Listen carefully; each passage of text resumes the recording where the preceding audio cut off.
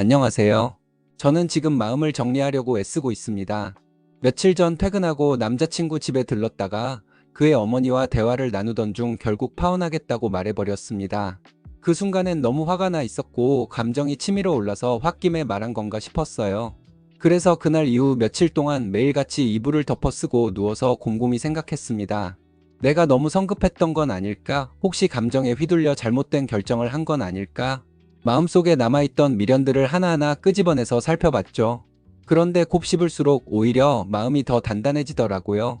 이건 순간적인 분노가 아니었어요. 그동안 쌓이고 쌓였던 것들이 한꺼번에 무너져 내리며 폭발한 것이었습니다. 저는 그저 그 마지막 불꽃을 내뱉었을 뿐이었네요.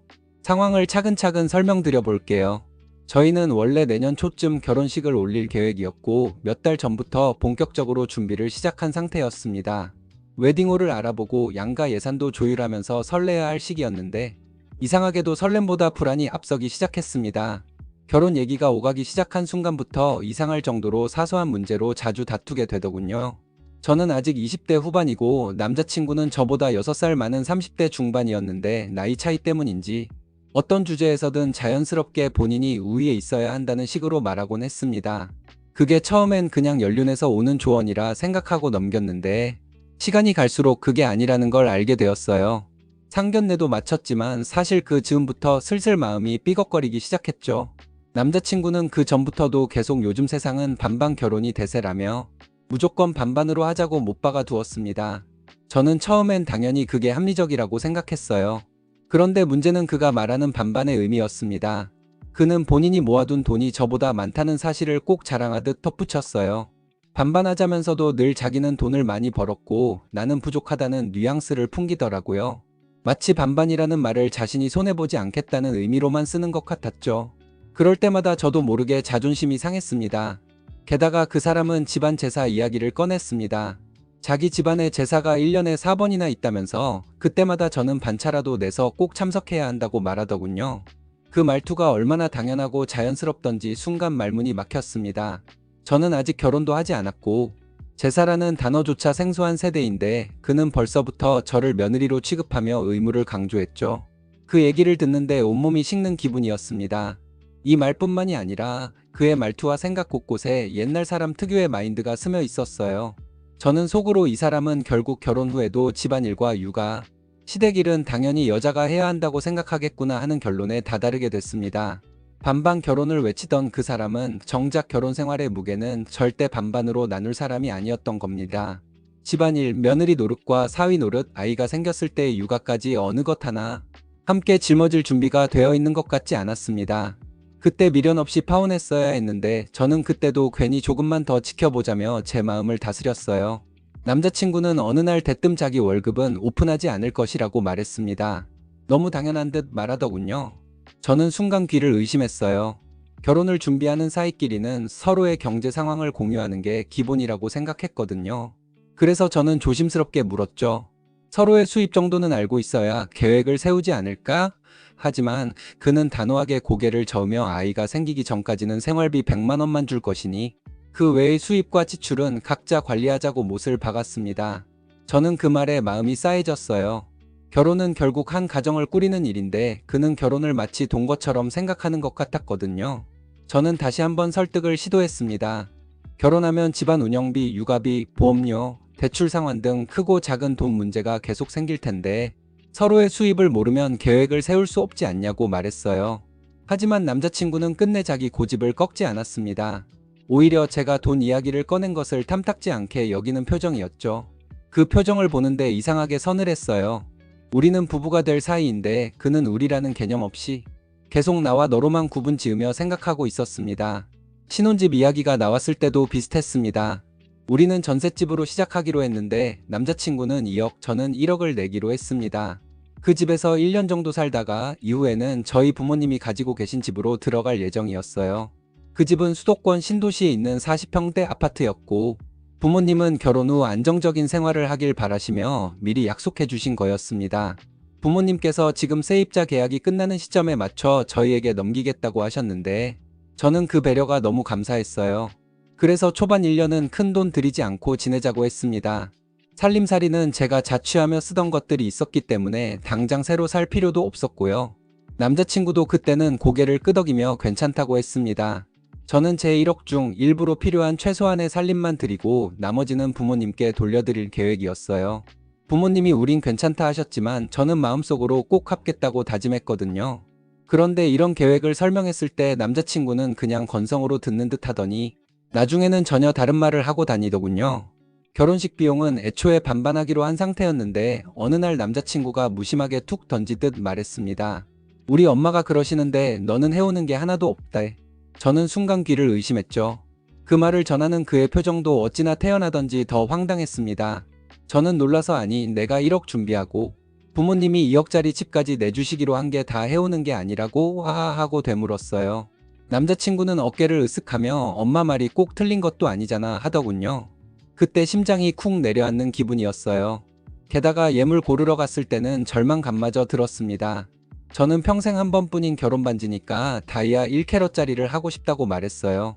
사실 큰 허영심이 있어서가 아니라 오래 두고두고 볼 물건이니 아예 처음부터 좋은 걸 하고 싶었던 거였거든요. 그런데 남자친구는 비웃듯 웃으며 말했습니다. 해오는 것도 없으면서 많이도 바라네. 그 말이 너무 서러워서 그 자리에서 당장 나가고 싶었습니다. 아마도 그 말 뒤에는 시어머니의 의견이 깔려 있었겠죠. 늘 그의 말 속에는 보이지 않게 시어머니 그림자가 드리워져 있었으니까요. 그날 이후 저는 결혼 준비를 하면서도 웃지 못했습니다. 앞으로의 삶이 막막하고 내가 과연 이 결혼을 해야 하나 싶었네요. 예물 보러 갔을 때 저희 엄마가 동행하셨습니다. 어차피 저희 부모님이 집까지 내주시기로 한 상황이었기 때문에 예물은 저희 쪽에서 해주겠다고 하셨고 저도 당연히 그게 맞다고 생각했죠. 엄마는 미리 남자친구에게도 얘기했어요. 내가 원하는 게 있다면 우리 쪽에서 해줄게. 그래야 서로 기분 나쁘지 않지. 그런데 남자친구는 고개를 절레절레 흔들며 말했습니다. 비싼 건 필요 없어요. 저는 그런 거 안 좋아해요. 순간 엄마와 저는 그래도 속이 깊은 사람인가 보다 하고 안심했어요. 남자친구가 검소하고 실속을 따지는 사람이라는 인상을 주고 싶었던 것 같았죠. 그런데 그 말을 듣고 며칠 지나지 않아 이상한 일이 벌어졌습니다. 예물 고르러 다시 나가기 전날 밤 저는 혹시나 해서 남자친구에게 살짝 물어봤어요. 정말로 예물 안 해도 괜찮겠어? 우리 쪽에서 해줄 생각도 있는데. 그러자 남자친구는 웃으면서 괜찮다니까. 나는 그런 거 없어도 돼. 하고 대수롭지 않게 말했어요. 그래서 저는 이 사람은 허영심이 없고 형식보다는 실질적인 걸 중시하는 사람이구나 하고 생각했죠. 그때까지만 해도 저는 정말 순진했네요. 왜냐면 그 며칠 뒤 남자친구 어머니와 대화를 나누던 자리에서 완전히 다른 분위기가 펼쳐졌거든요. 시어머니는 갑자기 예물 이야기를 꺼내며 제게 물었습니다. 요즘은 남자 예물을 뭘 해줘? 저는 조금 당황했지만 솔직하게 대답했어요. 보통은 시계랑 정장 그리고 반지 정도 하는 것 같아요. 그러자 시어머니는 표정을 굳히더니 이렇게 말하더군요. 얼마짜리를 골라야 하냐?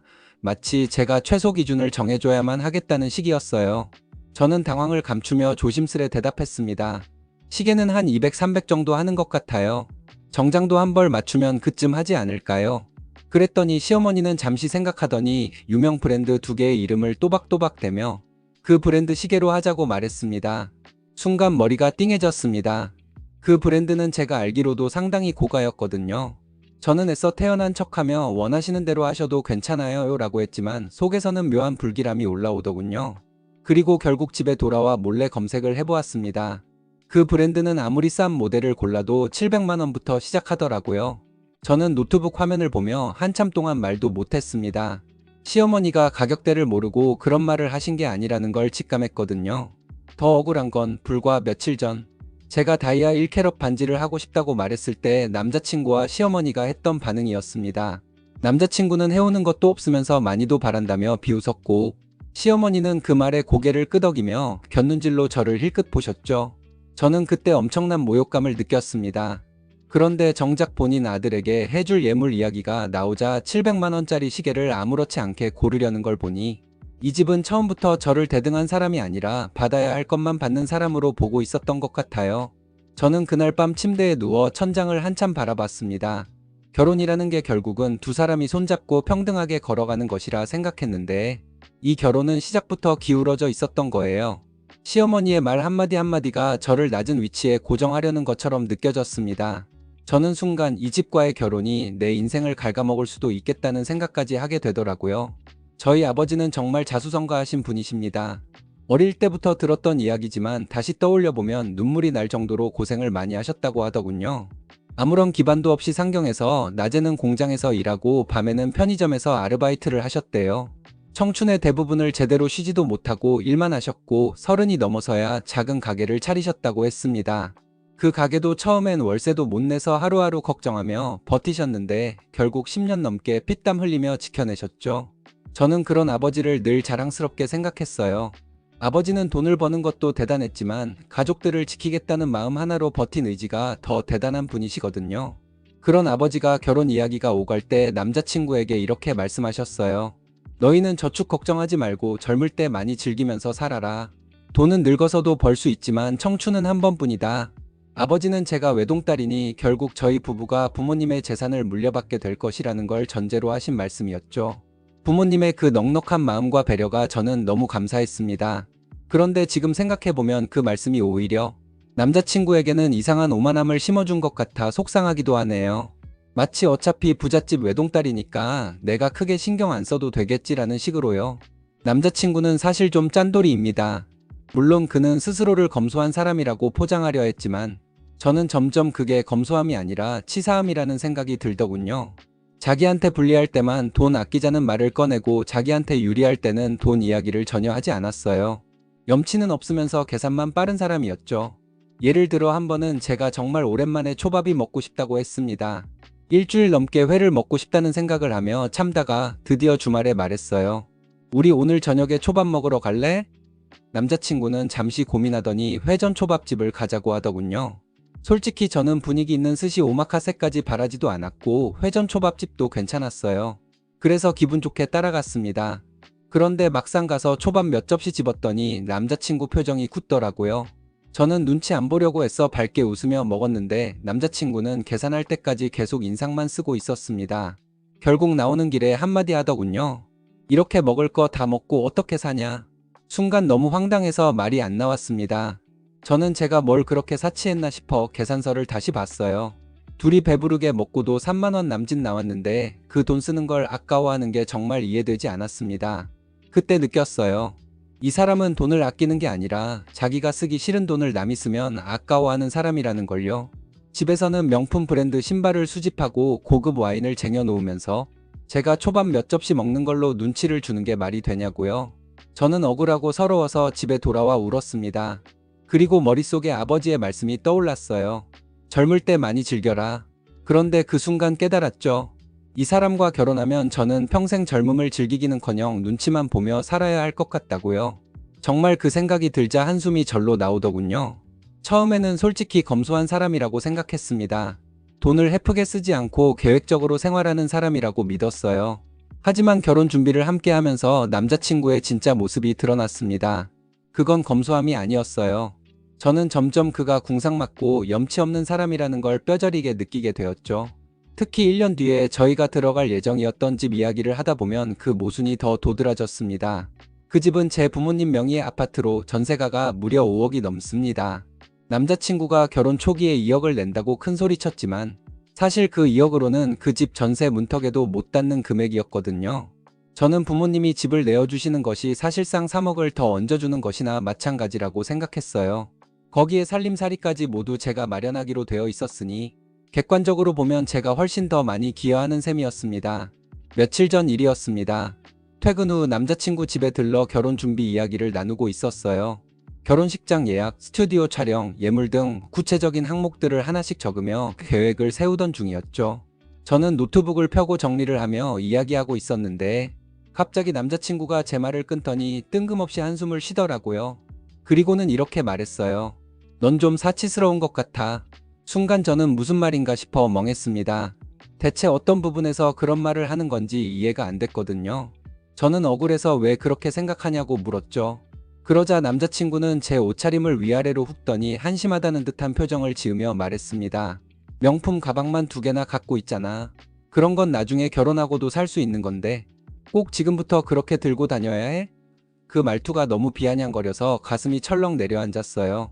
사실 그 두 개 중 하나는 대학 졸업할 때 부모님께 선물로 받은 것이고, 하나는 회사를 다니며 몇 달을 아껴 산 거였습니다. 제 수입으로 제 물건을 산 건데 왜 그게 사치인지 이해가 안 됐어요. 저는 평생 한 번쯤은 사고 싶었던 걸 힘들게 모은 돈으로 산 건데, 그걸 사치라고 낙인 찍는 게 너무 억울했습니다. 그런데 그 순간 남자친구 어머니가 한술 더 뜨셨어요. 부엌에서 나오시며 제 옆자리에 앉더니 뜬금없이 이렇게 묻더군요. 코트는 몇 개 있어? 저는 갑작스러운 질문에 당황했지만 솔직하게 대답했어요. 3개 있어요. 그러자 시어머니는 입꼬리를 비죽 올리며 웃더니 곧바로 이렇게 말했습니다. 3개? 너는 너 자신이 하나를 주면 2개를 바라는 욕심쟁이라는 걸 아냐? 순간 머릿속이 하얘졌습니다.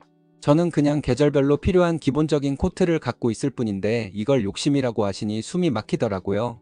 그 자리에서 정말 이성을 잃을 뻔했습니다. 제 물건, 제 돈으로 산 걸 가지고 이렇게까지 모욕을 줘야 할까 싶었거든요. 저는 아무 말도 하지 않고 억지로 웃으며 물컵을 들었지만 손이 미세하게 떨리고 있는 게 스스로도 느껴졌습니다. 남자친구는 옆에서 아무 말도 하지 않았고 그게 오히려 더 서러웠어요. 오히려 저를 감싸주기는커녕 시어머니 말에 동의하는 듯한 표정이었죠. 저는 그 순간 확신했어요. 이 집에 들어가면 저는 평생 욕심쟁이 소리 들으며 눈치만 보고 살아야 할 것 같다고요. 그동안 쌓였던 울분이 한꺼번에 올라와 숨이 턱 막힐 정도로 답답함이 느껴지더군요. 저는 결국 참지 못하고 말했습니다. 그럼 저희 결혼은 여기서 없던 것으로 하겠다고요. 제 입에서 그 말이 나올 줄은 사실 저도 몰랐습니다. 순간 공기가 뚝 하고 식었어요. 남자친구는 눈을 크게 뜨며 어이없다는 표정으로 저를 봤고, 시어머니는 잠시 입을 꾹 다물더니 지금 그게 무슨 소리냐라고 나지막하게 물으셨죠. 하지만 저는 이미 머릿속이 너무 복잡하고 가슴이 너무 답답해서 더는 참을 수 없었습니다. 억울하고 분한 마음에 목소리가 떨렸지만 저는 또박또박 말했어요. 내가 뭐가 아쉬워서 이 결혼을 하겠냐고요. 저는 제 인생에 부족한 게 없어요. 그런데도 같이 살자는 마음으로 준비한 건데 매번 욕심쟁이 취급받고 사치스럽다고 낙인 찍히면서 어떻게 평생 같이 살겠어요. 그렇게 말하니 그동안 눌러왔던 울분이 한꺼번에 터져 나오더군요. 어머님과 남자친구는 제가 사치스럽다고 하지만 사실은 두 분이 궁상맞고 염치가 없는 것이라고 말했습니다. 제 목소리가 점점 커졌던 것 같아요. 제가 감정을 드러내며 말하는 걸 남자친구는 처음 봤는지 멍하니 앉아 있었죠. 저는 멈추지 않고 이어갔습니다. 우리 부모님 아파트 전세가만 5억이에요. 당신은 2억 들고 들어오겠다는데 사실상 우리 부모님 덕에 당신이 반값에 좋은 집에 살게 되는 거잖아요. 그럼 고마워해야 하는 거 아닌가요? 황송해서라도 더 성심껏 준비하려는 게 정상 아닌가요? 그런데 정작 고마운 기색은커녕 저를 매번 사치스럽다 욕심쟁이다 몰아붙이기만 하시네요. 이렇게까지 말하고 나니 가슴이 조금은 시원해지기도 했지만 동시에 이 말이 결혼의 끝을 의미할 수도 있다는 생각에 살짝 떨리기도 했습니다. 남자친구 얼굴이 순식간에 굳더니 눈을 치켜뜨고 묻더군요. 그럼 너 지금 나 못 믿겠다는 거야? 저는 단호하게 대답했습니다. 맞아요. 못 믿겠어요. 사실 이 말을 꺼내기까지 오래 걸렸습니다. 마음속에서는 이미 오래전부터 불신이 자라나고 있었거든요. 저는 계속 이어서 말했어요. 부부가 될 사람들이 월급을 서로에게 숨기고 생활비 100만 원만 던져주듯 주겠다고 말하는데 어떻게 믿을 수 있겠어요? 당신이 2억 해오겠다고 한 것도 사실은 대출 아닐까 의심돼요. 아니 거의 확신에 가까워요. 남자친구는 얼굴이 벌개지며 자리에서 벌떡 일어섰습니다. 그는 분노 섞인 목소리로 내가 그렇게 한심해 보여? 너 진짜 나를 못 믿는 거야? 라고 외쳤죠. 저는 그 말을 들으며 마음 한구석이 싸늘해졌습니다. 믿고 말고 할 것도 없이 이미 신뢰가 무너진 관계였던 거죠. 저는 차분한 목소리로 대답했습니다. 부부가 될 사람이 자기 월급도 숨기는데 그게 어떻게 정상이에요? 그런 말도 안 되는 짓을 하니까 안 봐도 뻔한 거라고요. 결혼은 신뢰가 바탕이 되어야 하는데 우리는 처음부터 그게 없었네요. 말을 마치자 갑자기 방 안이 너무 조용해졌고 그 순간 이상하게도 마음이 편안해졌습니다. 저는 결국 참았던 말을 꺼냈습니다. 궁상맞고 염치 없는 사람들이랑 가족이 되면 가족이라는 이유로 나눠 쓰자고 들이밀 것이고 나중에는 우리 집에서 어떻게든 뽑아 먹으려 들 게 뻔하다고요. 지금은 반반 결혼 운운하며 공평한 척하지만 결혼만 하고 나면 본색을 드러낼 게 분명해 보였어요. 저는 이렇게 말했어요. 지금 이 자리에서 약혼 반지까지 던지고 싶을 만큼 지쳤어요.